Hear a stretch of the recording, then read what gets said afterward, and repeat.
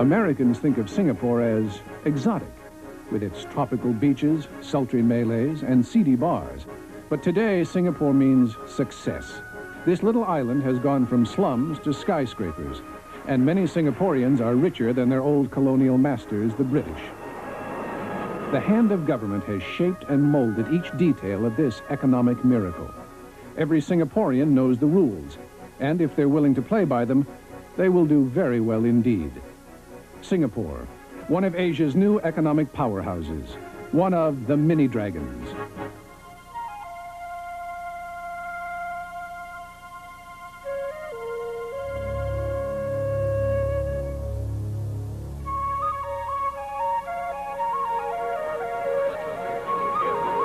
South Korea, Singapore, Hong Kong, Taiwan. Centuries of tradition and culture. Devastated in war.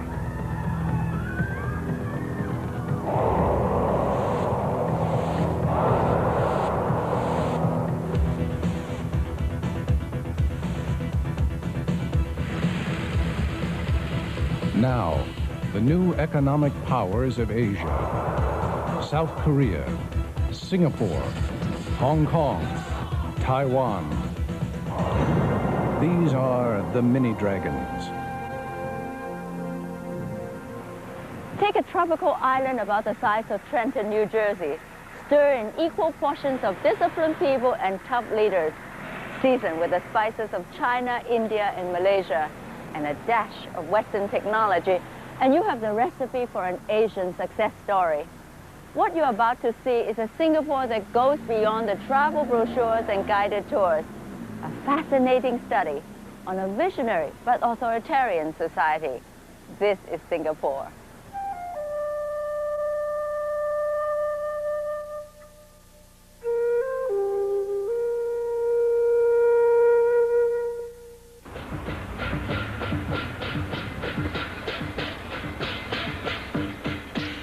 Singapore means City of the Lions. 50 years ago, it was a busy British port, a gateway to Asia with an exotic reputation. Today, Singapore is an independent city-state, aggressively marketing itself as the gateway to the future, the Switzerland of Asia. Singapore is already one of the world's 6 top financial capitals, a center of business opportunity and high-tech development. A city with one of the highest living standards in Asia. The multiracial population is disciplined and hardworking. And if Singapore's exotic, slightly scandalous reputation has been replaced with a certain uniformity, that's the way the government has planned it, and most people want it. Education is conducted in English to give children an international advantage, just as computers train them for the fast pace of the future. Singapore has designed itself as a perfect sanctuary for multinational corporations from around the world, free of the little inconveniences that make life less attractive elsewhere. There is no graffiti and little crime. There is no foreign debt. The air-conditioned subways run on time. But now government is worried that the younger generation are being seduced by the easy ways of the West. They're afraid they are losing the cutting edge that has made Singapore a success. Everyone wants to save to achieve their dreams. Do you agree? You and I, my dear friends, have to listen to people's dreams. These young moneymakers are being molded and pushed to perform in one of the world's most competitive societies. You and I, my dear friends, have to make sure those dreams are properly built on the foundation of life insurance. And that is why, my dear friends, you and I, as our speaker said yesterday, must become very professional. Are you going to commit yourself, my dear friends? Yes, I will. Yes, I will ensure that we are professional. Do you agree, my dear friends? Not loud enough. I want this building to come up. Do you agree? To show the world what Singapore can be.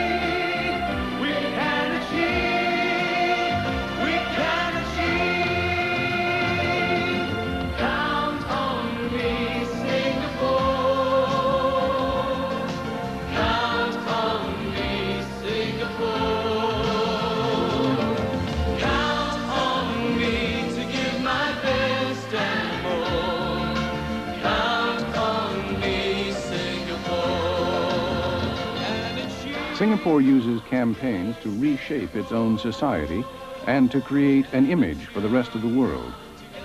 This new campaign stresses national solidarity and seeks to revive so-called Asian values. It's doing it with the latest Western advertising techniques.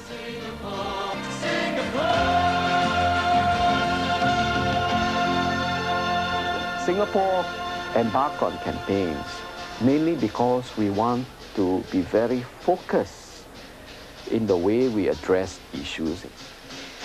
Lo Meng-si is a politician. He's come here to see the lion dancers that visit the shopping malls at Chinese New Year, to chase away the demons and attract the tourists. He's also come to meet his constituents.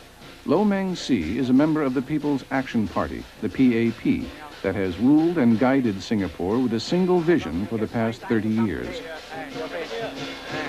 What we would like to see is that our young take all the good values from all societies, whether Oriental or Western, educating our young with moral education so that we will be able to inculcate them to be good and useful citizens in later years. A growing percentage of Singapore's comfortable and satisfied population doesn't remember the struggles of their parents, the British Empire, the Japanese occupation, the poverty and the race riots. Singapore is so small and so new. The government fears that if people are not constantly reminded of what it means to be Singaporean, the country itself could cease to exist.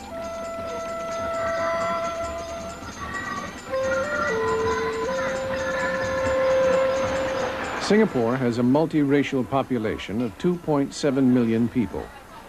76% are Chinese, 15% are Malay, 6.5% are Indian.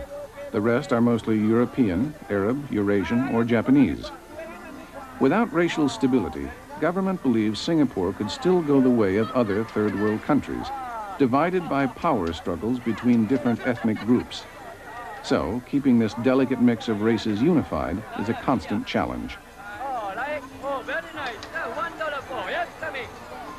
These three young women are best friends. Anita Mohammed is Malay.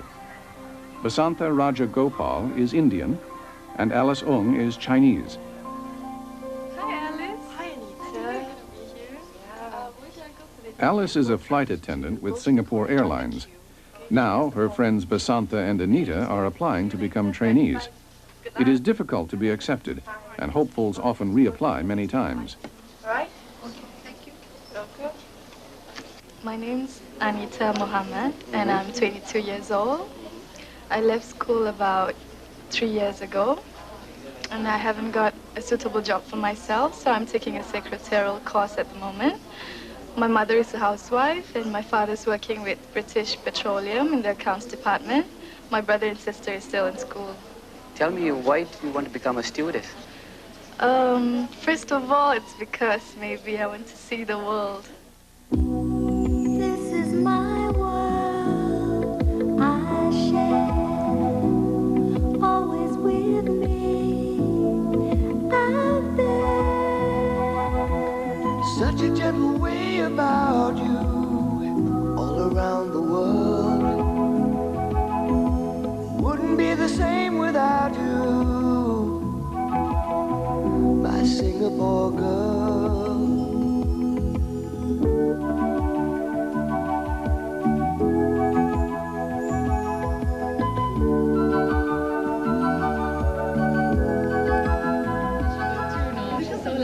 Singapore Girl is exotic, mysterious, and wholesome. She's built Singapore Airlines into one of the most successful airlines in the world. Like most young airline applicants, Anita and Vasantha still live at home with their parents. I'm trying to...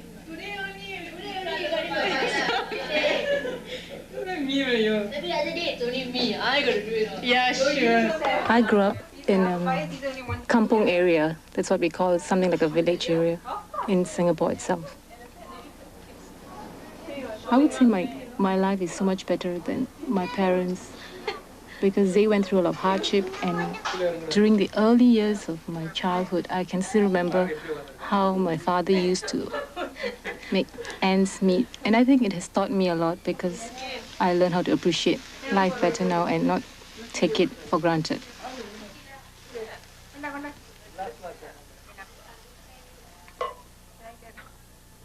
Alice is married, but Vasantha is still looking.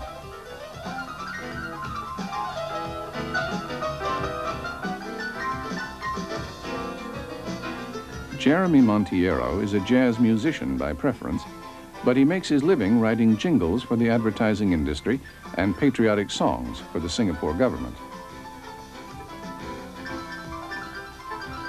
Jeremy has been invited to a meeting at the government's Psychological Defense Unit. This is an arm of the Ministry of Communications and Information. The director of the Psychological Defense Unit wants Jeremy to enter a song competition for Singapore's 25th anniversary. It is a prestigious competition, and the winner will be personally thanked by the Prime Minister. This is a Permanent Chow song. Yeah. I've been involved in government campaign songs for a long time, and if I win this one, it would be nice, because besides producing and arranging for it, I would have been one of the composers.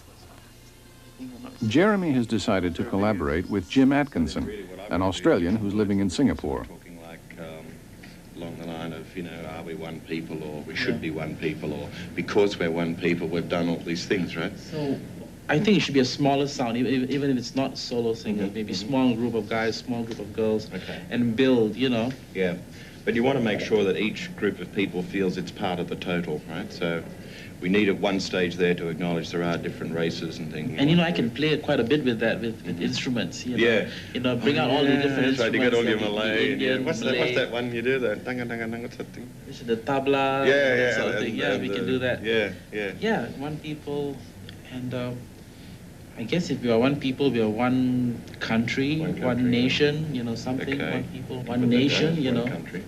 But nation. I think nation's better. One country, one nation. Yeah, nation's a much nicer word, actually. Yeah. Yeah. And then you can have, you know, one Singapore. Singaporeans pride themselves on their modern, westernized lifestyle. But when they came to the City of the Lions, Singapore's multiracial population brought with them the traditions of their Chinese and Indian ancestors. Vasantha may be modern and sophisticated, but dressing traditionally and joining in the ritual Hindu homage of Thaipusam is still part of her world. Anita and Alice have not been to Thaipusam before. Your father or your grandfather came to visit? Actually, my grandmother is my grandfather.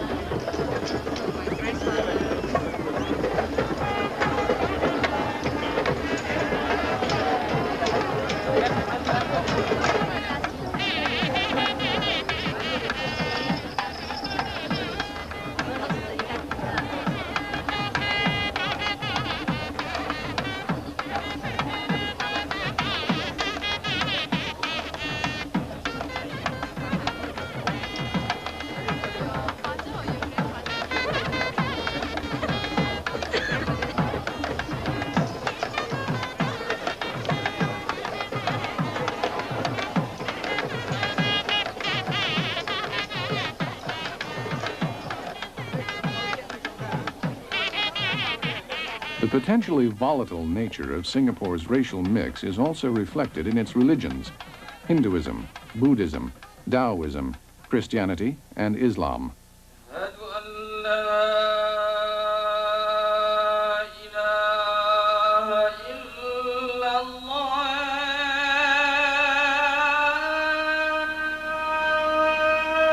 The government worries about what it describes as aggressive conversion by any of these religions.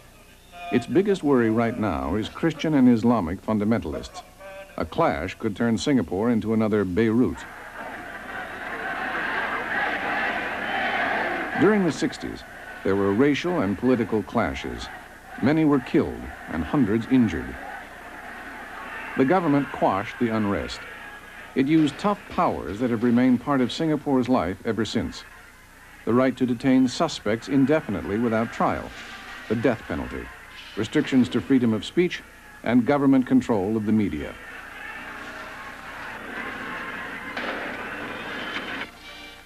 Lee Kuan Yew was Singapore's first and only prime minister for 31 years, the longest-serving elected prime minister in the world. Lee Kuan Yew promised to create a better life for his people, and in his tough, autocratic style, he did.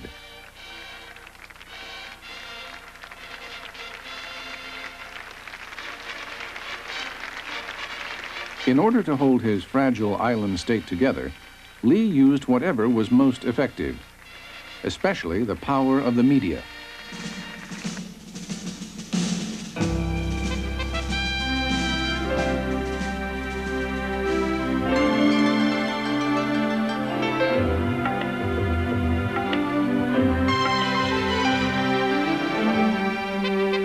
There was a time when people said that Singapore won't make it, but we did. There was a time when trouble seemed too much for us to take, but we did. We built a nation, strong and free, reaching out together for peace and harmony. Singaporeans have been building their nation, literally. A vigorous campaign of land reclamation has actually made the island 10% bigger than it was when Lee Kuan Yew took power.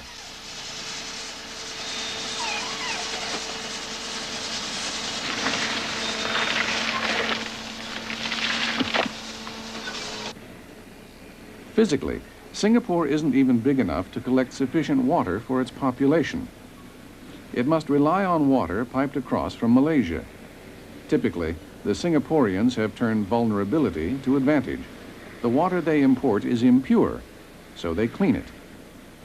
And now Malaysia pays Singapore to resupply it with clean water.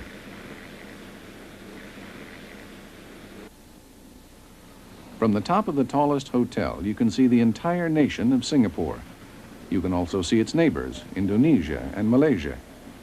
Singapore is surrounded by 230 million Muslims. If they wanted to, they could swallow the island overnight. But it would be at a cost.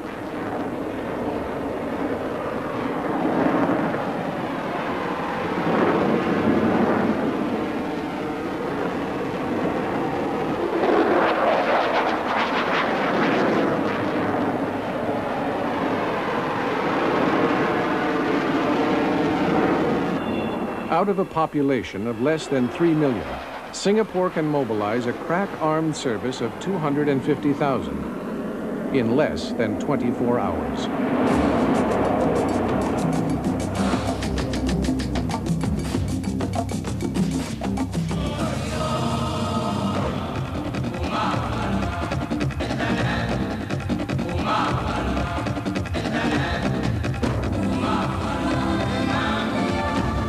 The only reason they're up there is because of what we do down here.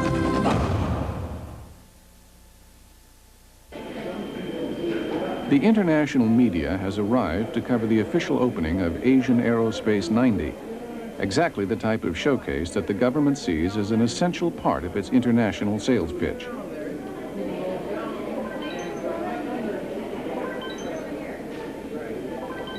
Invited, armed forces representatives and arms dealers from all over the world, especially from Singapore's Southeast Asian neighbors.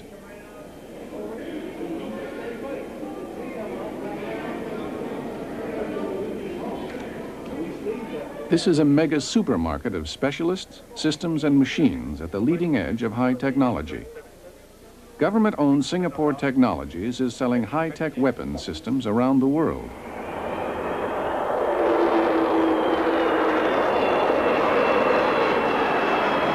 Singapore wants to show off its defense capabilities as the best in the region, but it doesn't want to alarm its neighbors either. Still, the fear of being overwhelmed, of being swallowed up by these larger countries, is central to government thinking.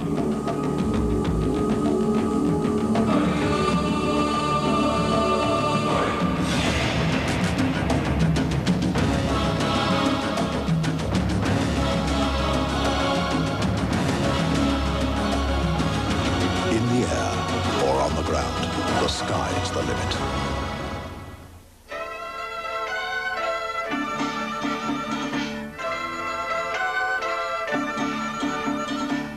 A New Year gathering of the ruling party, ministers, backbenchers, and the party faithful, celebrating the start of their 31st year in office.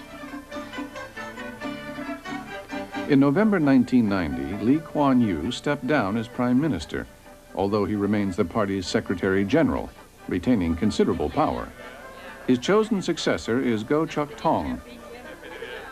Now everyone gets to greet their new Prime Minister, including Lo Meng-si. Come and introduce Sydney, my wife, and Mei-Ling. You have a busy time signing autograph. Yeah, okay, okay. All right, come. Yeah, how are you? My batik shirt. The PAP has remained in power, not simply through popularity. Over the years, much of the opposition has been systematically jailed, publicly humiliated, or disqualified from holding office. I was telling Peter just now,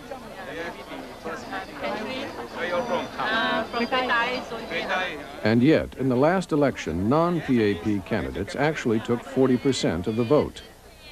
But in the parliamentary election system, that only gave them one seat. The government says Singapore is too small and too fragile to be divided by a critical opposition. Singaporean likes strong leadership in government. What the government does is that at the national level, it must be in the overall interest of people. Even though some of the policies appears to be harsh.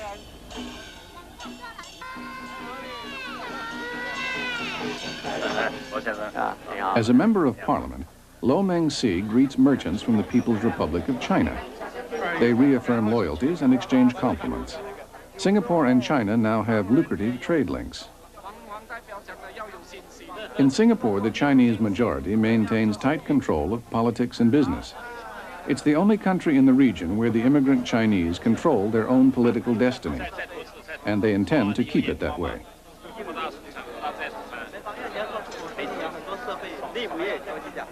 The wealthy Chinese, with their tight networks of mutual support, have been resented in other countries. In neighboring Malaysia, the backlash against Chinese immigrants has in the past resulted in violence. Lo Meng-si and his government colleagues are determined that such a thing will never happen in Singapore. What we basically try to do is to learn the bitter lessons of other countries and make sure that we do not follow the same mistakes that some of them made.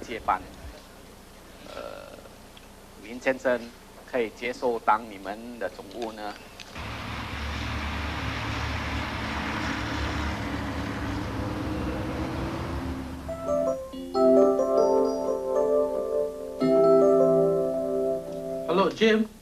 Yeah, Jeremy here. Listen, I think I've got something for the chorus. The verse is going to take me a little more time to figure out. But you know, when he hears how I'm doing for the chorus, okay, I'll try and play this for you. Okay, I'll try and sing it as well. One people, one nation, one Singapore.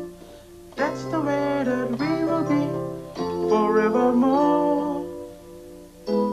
Yeah? Yeah, at this point, everyone's singing. The whole chorus is in, we're thinking of using solo voices in the beginning. I'm not sure about that yet. Yeah, okay. Yeah, I'll just play it for you. I'm not good at singing it.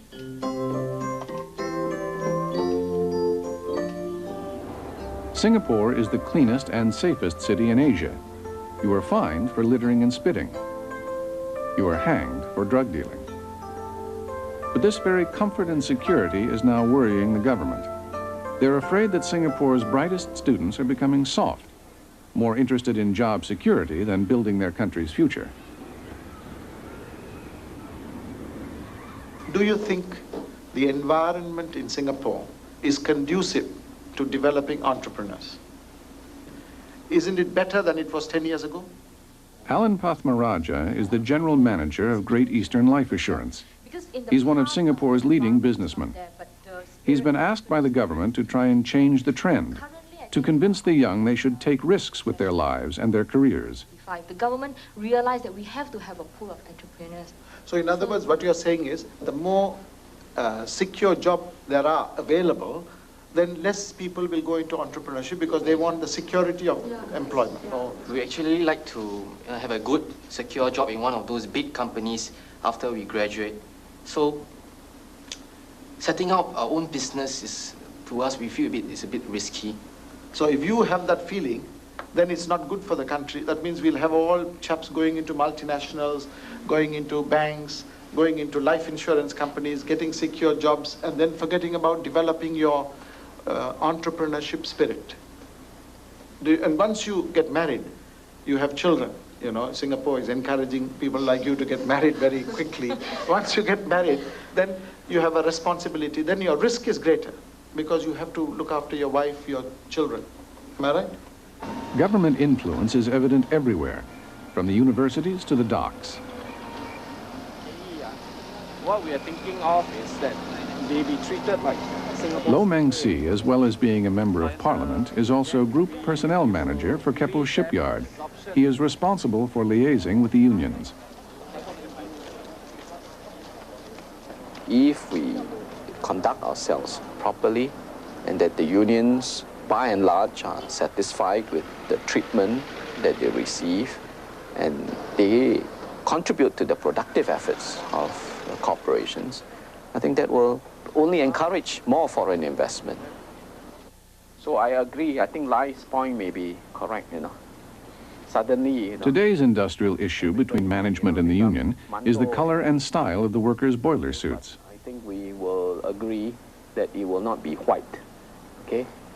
Then the workers will agree with your gray color, okay? And then we'll work out the timetable. But the government and industry have worked so closely together that there has been only one strike on the island since 1979, and that lasted only 2 days. Then the firemen, we agree which one? That they will have the two-piece suit. Singapore's biggest industrial problem today is a major labor shortage. But the government is reluctant to import more foreign labor. It is almost impossible for these workers to get a permanent residency visa. The government is too worried about disturbing the country's delicate racial balance. We, the citizens of Singapore, pledge ourselves as one united people. Regardless of race, language, or religion, to build a democratic society based on justice and equality, so as to achieve happiness, prosperity, and progress for our nation.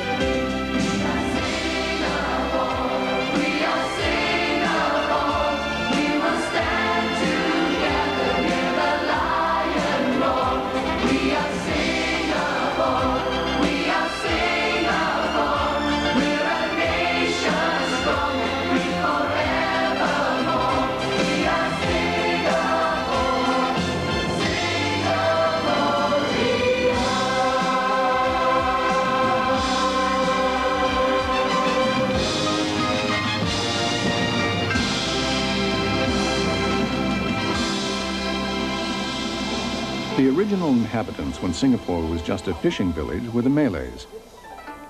Under the British and the East India Company, Singapore grew into an ideal commercial center that controlled the east-west trade routes in Asia. The mass migrations of Chinese swamped the Malays. They retreated into enclaves and were discriminated against. Today, the Malays are still in the minority.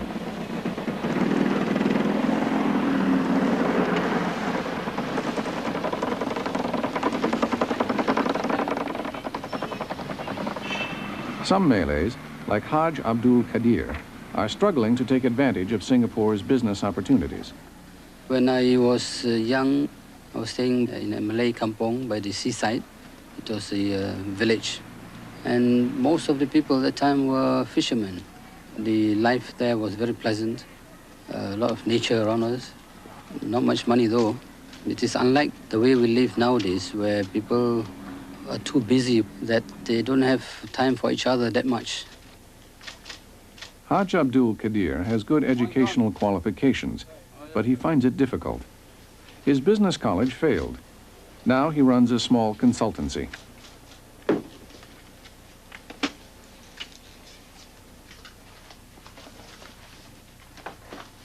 Singapore is a country where there's a lot of rat race.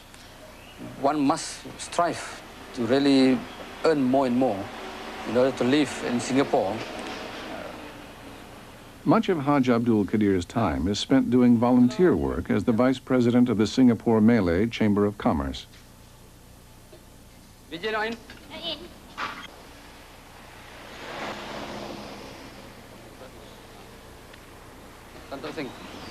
I think every country has problems. In Singapore, for example, we have people complaining about increasing costs and strict fines and summonses, penalties and things like that. These are problems which I think are quite common.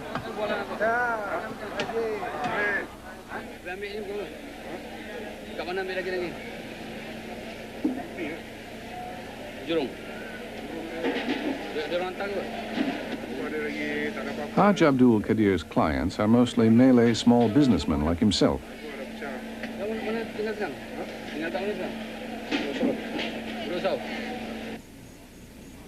He has recently bought a new apartment, but he barely squeezed in under the racial quota for the neighborhood. The government mandates a specific percentage of each race for government apartment blocks. For the Malays, it's 22%. While it says these regulations are to prevent the creation of ethnic ghettos, the government regulations will also prevent the emergence of Malay-dominated electorates, which would challenge the ruling PAP. In this multiracial society, Malays are still at the bottom of the power structure. We must say that we are all Singaporeans, and I'm very much Singaporean. But I cannot fail to see that I'm a Muslim. If it is something where being a Singaporean contradicts being a Muslim, where my religion needs me to do a certain thing for the goodness of mankind, of myself, my family, I have to consider myself as a Muslim.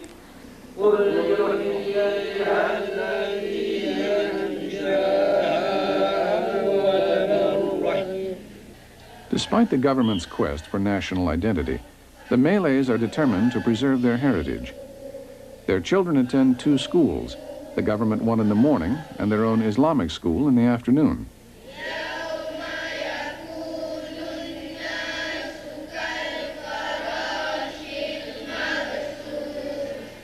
Ada orang Bugis, ada orang Banjar, macam gitu juga orang Arab.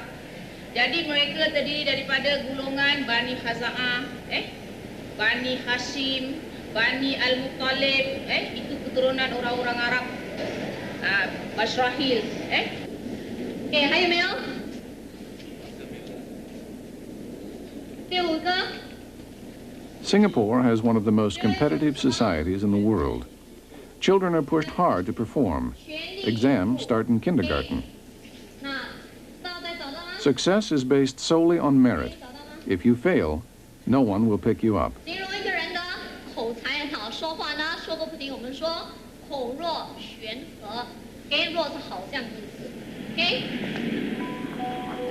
More than 500 hopefuls apply for every Singapore Airlines flight attendant's course, but only a select few are accepted. Alice's friends, Anita and Basantha, are among the lucky ones. You're always there across the world. I see you smile, I see you care. Singapore girl, you're a great way to fly. Okay, as usual, when serving... I was overjoyed when they called me up to inform me that I got the job, because I failed 2 other interviews, and this was my 3rd try. I consider myself very privileged to get the job because not everybody makes it through the interviews. So to try the colors, just apply the foundation close to the yellow to test the color. So for well, the best part of being flight attendant, I would say, is dressing up, putting on my makeup, wearing the kabaya, and looking good. And I think that gives a bit of confidence, because when you look good, you feel good, you know, everything works on perfect. I know it's a while, ladies, since I saw you the first day, but one of the things I stressed in the first day was to put yourselves into other people's shoes, right? If you think about what other people are feeling like, then you're very much more able to understand what their needs and requirements are if you think about what they're feeling like. So instead of just thinking, okay, she needs an apology, she also could do with some practical help as well, couldn't she? Yes? Good. Very basics of good manners is to remember our please and our thank yous. The basic bottom ground level, if you like, of good manners. And so, ladies, did you all have a good weekend? Yes, thank you. The director of the Psychological Defense Unit has invited Jeremy and Jim back to his office. Thanks for coming here. I must congratulate the two of you for coming up with a nice song.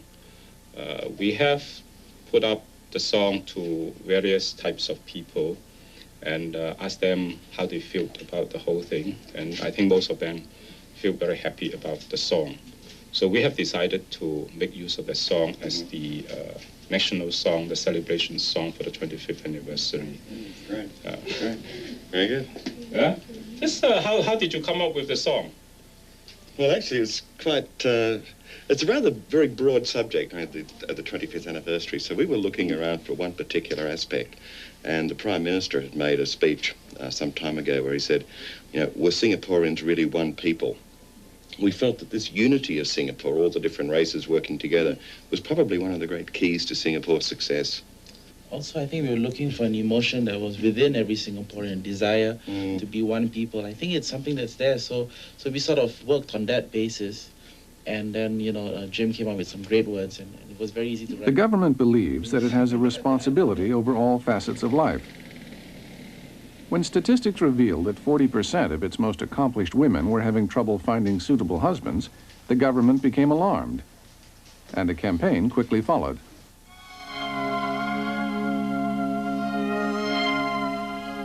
Where is my dream girl? Where's the man of my dreams?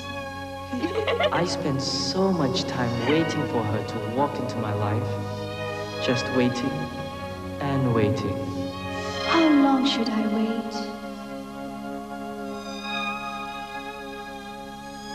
Why not reality? You could wait a lifetime for a dream. In this society, the young are so busy achieving, they have little time left for dating. So the government set up the Social Development Unit, a state-run Cupid for university graduates, organizing dances, boat cruises, and even blind dates. They have sent me brochures after brochures to attend Social Development Unit functions, but I'm not particularly keen on it. And you go there thinking that you're going to meet people, and it sounds very odd. It's not natural. It's like, for all you know, maybe that guy is yours or that guy is yours. Because it's like an ulterior motive that you have. You don't go just to meet people, but, you know, hopefully to end up with one of them. People were amused when the Prime Minister raised the subject of many of our women, educated women, not marrying. They are obviously the best people to be able to bring up good children. The trends indicate that something, if not done early, may pose problems for Singapore. Obviously, when it was first raised, it was met with tremendous criticism as to why we are interfering in the private lives of individuals. Why don't we allow people the choice as to whether they want to get married early, late, or not at all?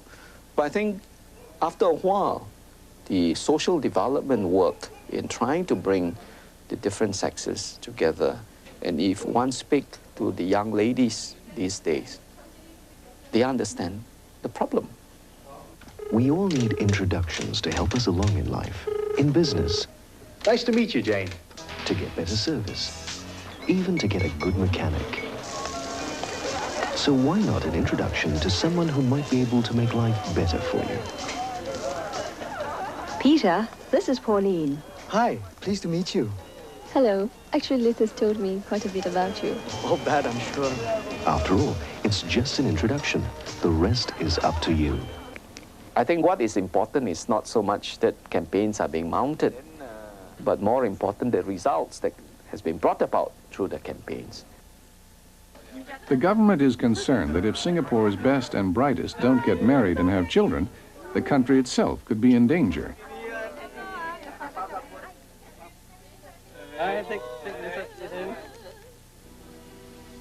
This is the Ministry of Health's latest campaign to encourage professional families to have more children.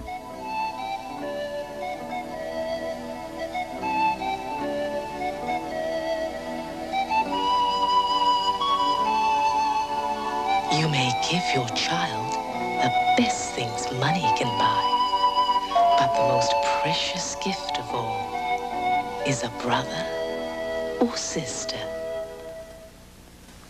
Whether we could produce a new TV commercial. A few years ago, when the population was growing rapidly, the government message was the reverse: have only 2 children or less. Sometimes campaigns backfire, like that one. The Chinese middle class obeyed, but the Malays and Indians did not, and the population mix looked in danger. Family life is important to men, just as important to women. We try to... This government committee is deciding whether the next round of advertising should be aimed towards the men or the women. Sitting around. The majority, the problem is a lot of women are just not prepared to have big families. I always make a joke and I ask my patient, how many children your mother got? She said 5. So don't you want to break her record? She said, no way, 2 is more than enough.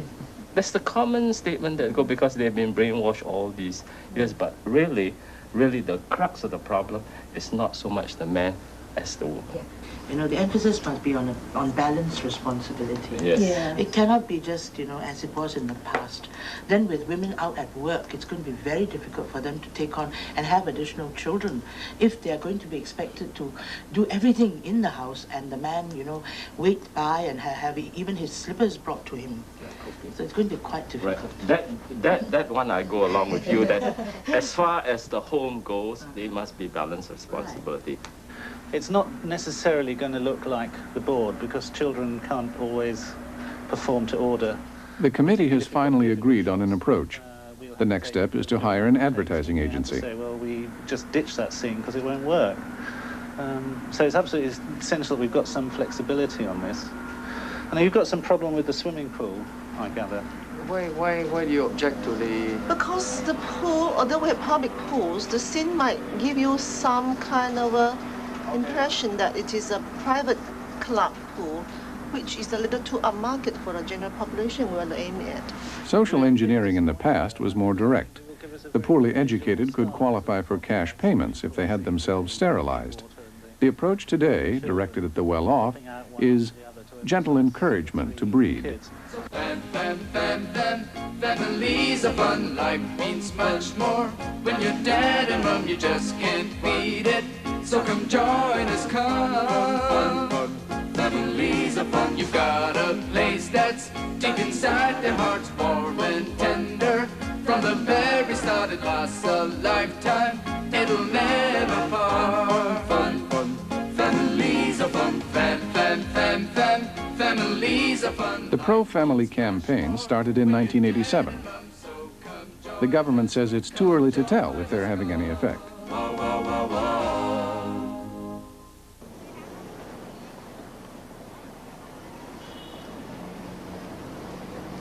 Alice is the perfect Singapore girl. She is married to Darren, a commodities broker. She doesn't smoke, spit, or litter. She is already working as a stewardess for Singapore Airlines, and she intends to have a family.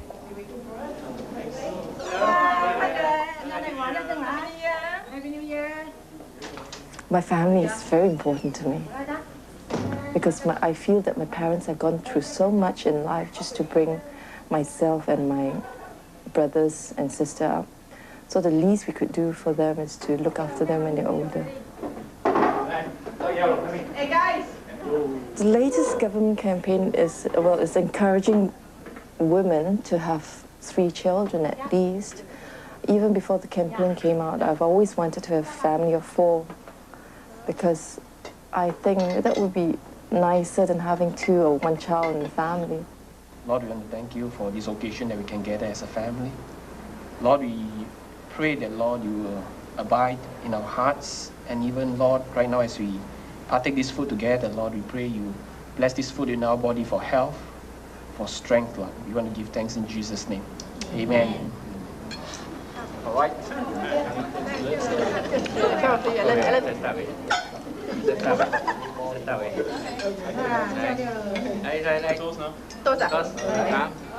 Happy New Year. Long life. Next year will we have little nieces and nephews? Alice and Darren have been married for 3 years now. If Alice has 2 children before she reaches the age of 28, she will be rewarded with a special tax rebate of 20,000 Singapore dollars. Delivery and hospital expenses for a 4th child are tax deductible. A bundle of joy, and a marriage is now complete. Experience the wonder, a baby that's part of you. She's got your nails. But she looks like you. Children are a precious gift, so enjoy having them while you're young, because there's no other experience like it. Children, experience the joy while you're young. This is the head office of the Housing Development Board, known as the HDB. Alice has come to order a new apartment. It is all one-stop shopping. Everything from picking out what you like to collecting the keys. But there are catches.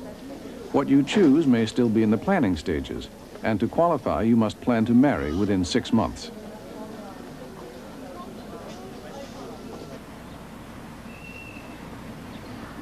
Housing was one of Lee Kuan Yew's first priorities.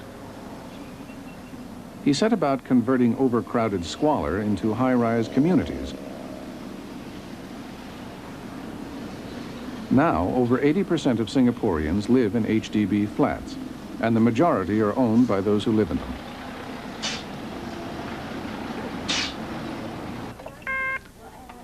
Good morning, HDB. Can I help you, please? All elevators in HDB housing are connected to a central control.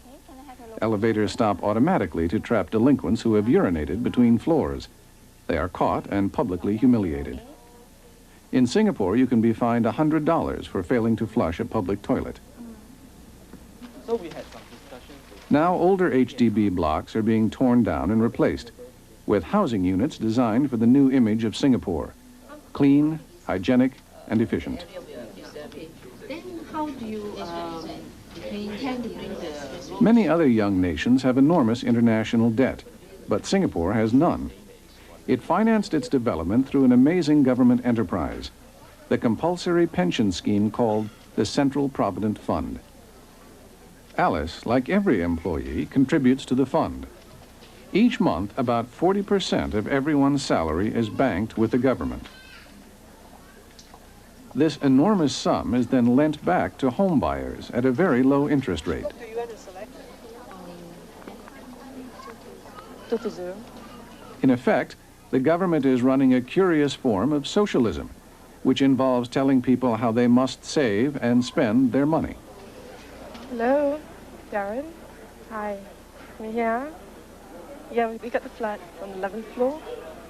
Uh-huh. Yeah, we got to wait 2 years before we get it. They sent us a letter to inform us about it. Singapore continues to promote itself as a city ahead of its time, specializing in service industries and information technology. It was Lee Kuan Yew's vision to create this oasis for multinationals, and it's built Singapore's success. But with Lee Kuan Yew stepping aside, a new generation of leaders must carry on his vision. In 1984, he was elected to Parliament.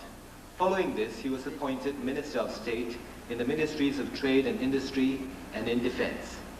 He headed an economic committee which recommended measures which successfully pulled Singapore out of the recession. In 1987, Brigadier General Lee was appointed to his present posts of Minister for Trade and Lee Hsien Loong is Lee Kuan Yew's son. Ladies and gentlemen, Brigadier General Lee Hsien Loong, Minister for Trade and Industry. It is generally accepted that he will one day become Prime Minister. And persuaded foreign investors to set up manufacturing plants.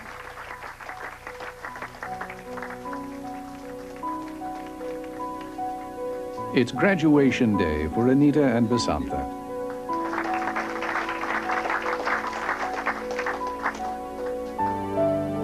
I'm really excited because I'm going to be one of the Singapore girls.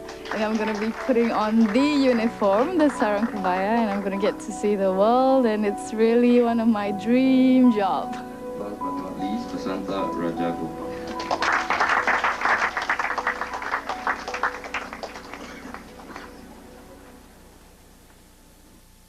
Jim, you hear the good news yet? About the song? Oh, she called you. How about that? Yeah. Yeah, they're talking about, really doing a really big production of the song.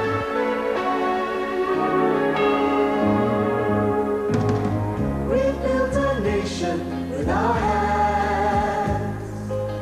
The toil of people from a dozen lands. Strangers when we first began. Now we're Singaporeans. Let's reach out for Singapore. Join our hands forevermore. Singapore, that's the way that we will be forevermore. Every creed and every race has its soul and has its place. One people, one nation, one Singapore. A bit too much hype, a little too much social engineering for the taste of most Americans? Perhaps, but remember, those who don't like it are perfectly free to leave. And with a standard of living more than 4 times what it is across the causeway in Malaysia, most Singaporeans are delighted with their lives. Compared with much of the world, it's a pretty benevolent form of control. Think about it. There are plenty of Americans who would happily accept the sort of controlled society shaped by Lee Kuan Yew in return for excellent schools, an almost crime-free environment, and wonderful employment opportunities. In some ways, living in Singapore is rather like living in an upscale American suburb, close to the squeaky clean shopping mall. Everything seems cellophane wrapped, just a little too clean and tidy to be real, like Disney World. It's not too different from a small town in America with all its pluses and minuses. Everyone knows each other's business, gossip spreads faster than the common cold, and those who don't fit into the expected standards of behavior are unlikely to succeed. The new Prime Minister, Goh Chok Tong, is taking a gentler approach. He encourages more participation and discussion. But don't dismiss Lee Kuan Yew. He is still a major force, serving as senior party cabinet minister and head of the ruling party. Plus, Lee's son is now deputy prime minister. Singaporeans like to joke that their country is run by the Father, the Son, and the Holy Ghost. In our increasingly electronic world, the Singapore connection is an important part of our lives, although most Americans don't realize it. This phone, like most of the home models of AT&T, is made in Singapore. So are lots of other everyday products with American brand names like Apple computers, Motorola pagers, and Hewlett-Packard printers. But only the sophisticated products are made in Singapore, where wages are among the highest in Asia. Today, Singapore is the Asian headquarters for a network of factories in cheaper nearby countries like Malaysia and Indonesia. It's planning to be a global city of the future, a center for high-tech and high finance in Southeast Asia. Now that it's an economic success, Singapore faces one more challenge: to make its peoples, Chinese, Indians, Malays, more cohesive. The government is preparing a list of so-called values that it wants all Singaporeans to share. No doubt, another commercial campaign will follow. Meanwhile, Singapore is keeping a watchful eye on its neighbors in the region. It understands only too well the lessons of Kuwait. Rich, small countries can be ripe for takeover by envious, powerful neighbors. Plus, what is better than an outside threat to unify a country? Singapore is also trying to create a triangle of growth so that the entire region can share in the economic miracle. Singapore is recruiting American, European, and Japanese companies to set up manufacturing plants in nearby countries. In this way, Singapore itself is fostering the next generation of mini dragons and ensuring its own long-term security. Next time on Mini Dragons, Hong Kong. How is this economic giant facing the reality of a Chinese takeover in 1997?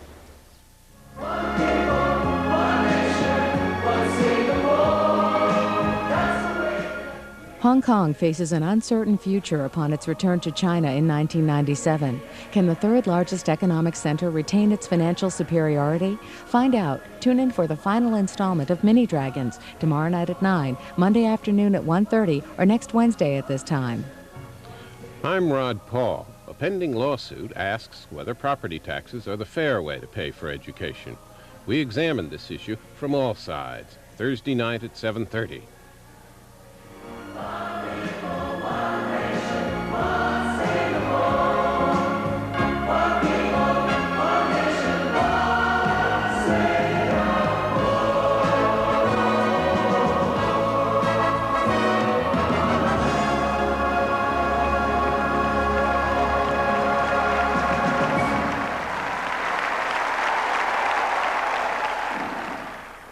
Funding by Financial Guarantee Insurance Company, helping provide financial strength, security, liquidity. FGIC AAA Bond Insurance, tomorrow's security.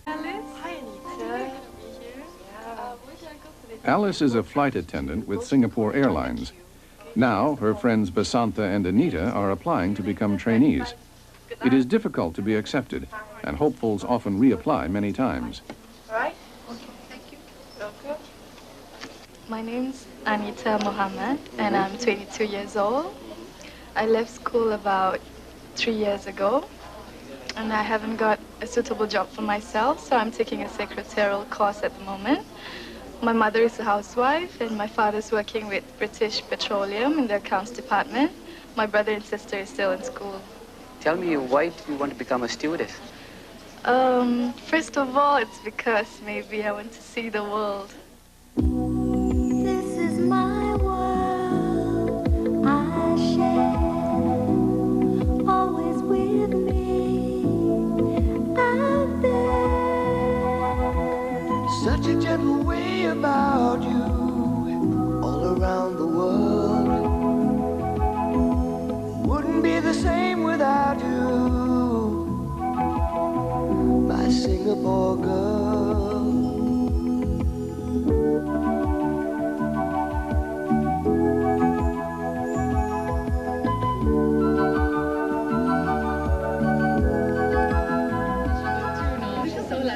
Singapore Girl is exotic, mysterious, and wholesome. She's built Singapore Airlines into one of the most successful airlines in the world. Like most young airline applicants, Anita and Vasantha still live at home with their parents. I'm trying to...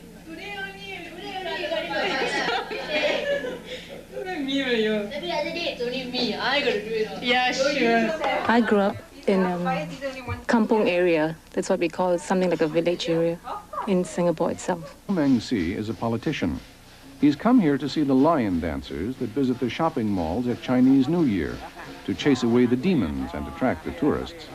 He's also come to meet his constituents. Lo Meng Si is a member of the People's Action Party, the PAP, that has ruled and guided Singapore with a single vision for the past 30 years.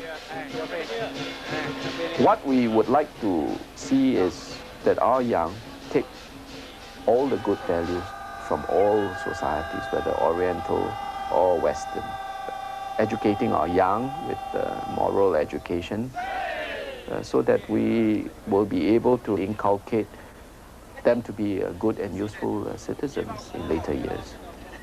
A growing percentage of Singapore's comfortable and satisfied population doesn't remember the struggles of their parents, the British Empire, the Japanese occupation, the poverty and the race riots.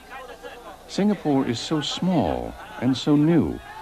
The government fears that if people are not constantly reminded of what it means to be Singaporean, the country itself could cease to exist.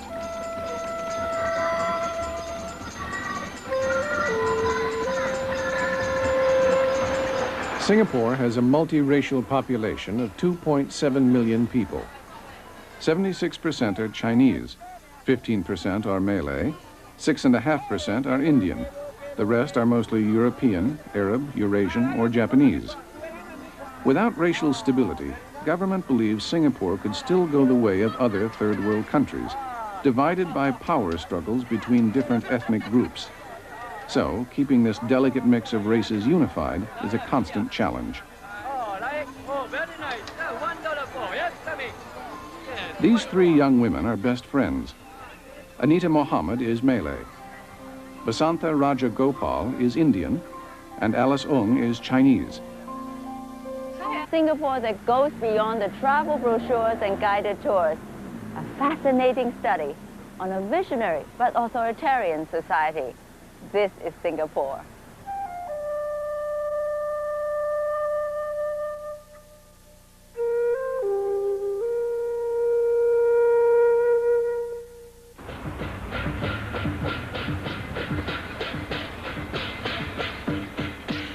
Singapore means City of the Lions. 50 years ago, it was a busy British port, a gateway to Asia with an exotic reputation. Today, Singapore is an independent city-state, aggressively marketing itself as the gateway to the future, the Switzerland of Asia. Singapore is already one of the world's 6 top financial capitals, a center of business opportunity and high-tech development. A city with one of the highest living standards in Asia. The multiracial population is disciplined and hardworking.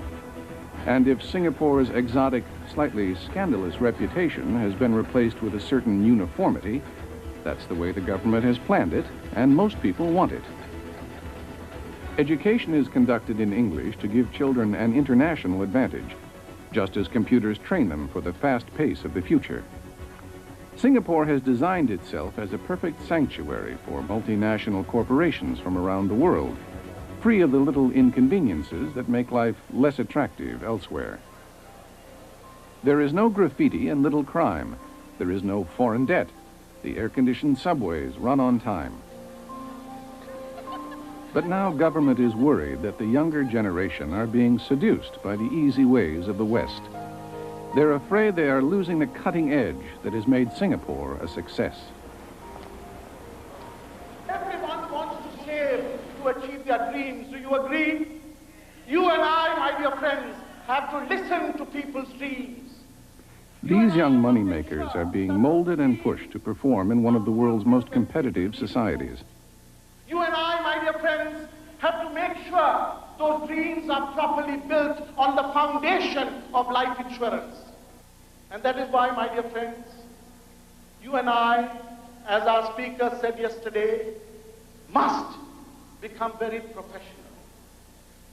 Are you going to commit yourself, my dear friends? Yes, I will. Yes, I will ensure that we are professional. Do you agree, my dear friends? Not loud enough. I want this building to come up. Do you agree? Yeah. To show the world what Singapore can be, we can achieve, we can achieve. Count on me, Singapore. Count on me, Singapore.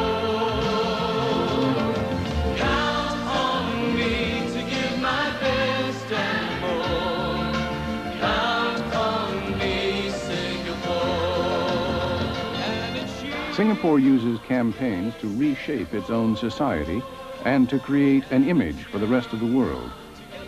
This new campaign stresses national solidarity and seeks to revive so-called Asian values.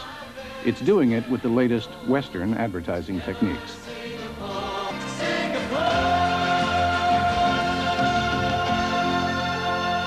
Singapore embark on campaigns, mainly because we want to be very focused in the way we address issues.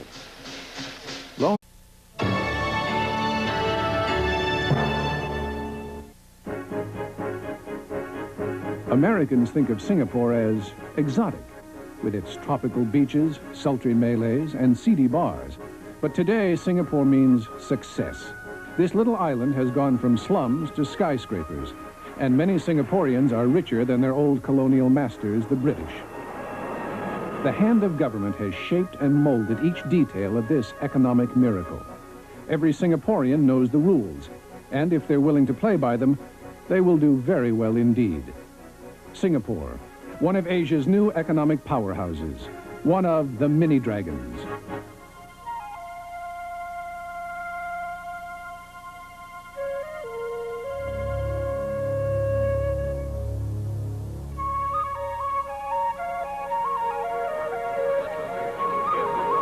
South Korea, Singapore, Hong Kong, Taiwan. Centuries of tradition and culture. Devastated in war.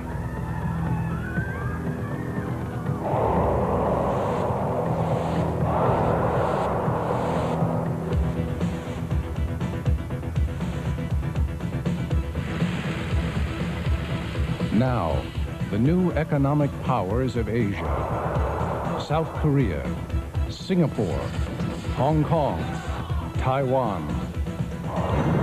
These are the mini dragons. Take a tropical island about the size of Trenton, New Jersey. Stir in equal portions of disciplined people and tough leaders. Season with the spices of China, India, and Malaysia, and a dash of Western technology, and you have the recipe for an Asian success story. What you're about to see is a